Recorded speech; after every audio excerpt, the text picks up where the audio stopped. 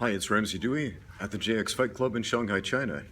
Today we have a question from Fred Smearson, who says he has a genetic disorder called von Willebrand disease, which is somewhat akin to hemophilia in that it causes the blood not to clot as quickly as it would in someone who does not have this disease. And he is really interested in combat sports and martial arts, but obviously this disease makes it difficult, if not impossible, for him to participate as he would like to. But he would like to know if there are any martial arts he could pursue, and if he really should even think about it with his situation. He says, if I couldn't train, I would want to gain experience and strength and know how to fight at least. Okay. Fred, thanks so much for the question, and man, that is a rough hand that life dealt you. And back here. So what do we do about that? I mean, you want to train in martial arts. The first thing your question made me think of was this book I read a long time back called The Complete Idiot's Guide to Kickboxing. I know what you're thinking. It sounds like it's not a very great book, but it is. It's actually a really great book. It's written by Guy Metzger, former UFC world champion, former world kickboxing champion. The guy was just a phenomenal kickboxer, a great fighter, a great UFC champion back in the day, and his career was cut short at the hands of Vanderlei the Axe Murderer Silva.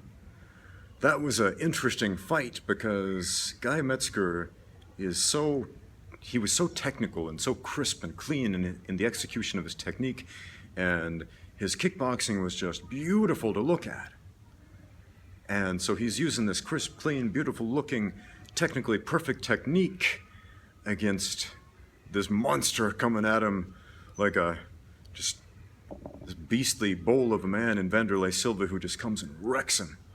And everything Guy Metzger threw at him just kind of bounced off of Vanderlei. Vanderlei just kept coming and coming and coming and demolished him, and that fight put him into retirement. Now, in the book, The Complete Idiot's Guide to Kickboxing, Guy Metzger, he dedicates this whole chapter to hanging up the gloves, going into retirement. He says retiring from professional fighting it's not the same thing as retiring from martial arts. Because there are a ton of martial arts out there that don't involve getting in the ring and getting punched in the face. There are so many opportunities for martial arts, and a lot of people in the combat sports community tend to make fun of some of these other martial arts because they're like, oh, well, that doesn't involve real fighting, that doesn't get you beat up in the ring. Well, in your situation, good. Or if you're a retired fighter and you got a hole in your head or something like that, then you probably don't want to be putting yourself in a situation where somebody could knock you out cold. Actually, if you're a young man training for a professional fight, you don't want to be getting knocked out cold in the gym anyway. Train and spar safe, guys. Use moderation in all things.